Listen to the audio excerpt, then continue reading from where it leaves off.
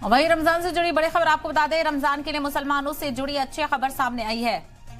Islamic centre of India ने Ramzan helpline number जारी किया। आपको बता दें, मजहब से जुड़े सवालों के जवाब यहां से मिल पाएंगे। मौलाना खालिद रशीद की सदारत में यह हेल्पलाइन जारी की गई है।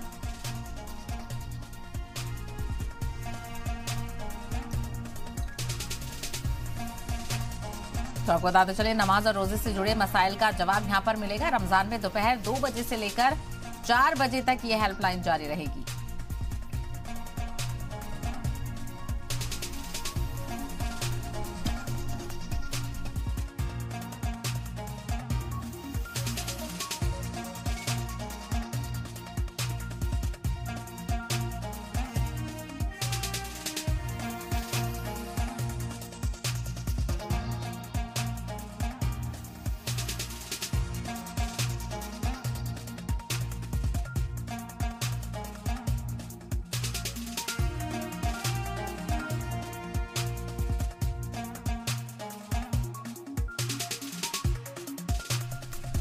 तो रमजान के लिए मुसलमानों से जुड़ी बड़ी खबर आपको बताते हैं। इस्लामिक सेंटर ऑफ इंडिया ने रमजान के लिए हेल्पलाइन नंबर जारी किया है और मजहब से जुड़े सवालों के जवाब यहां पर दिए जाएंगे।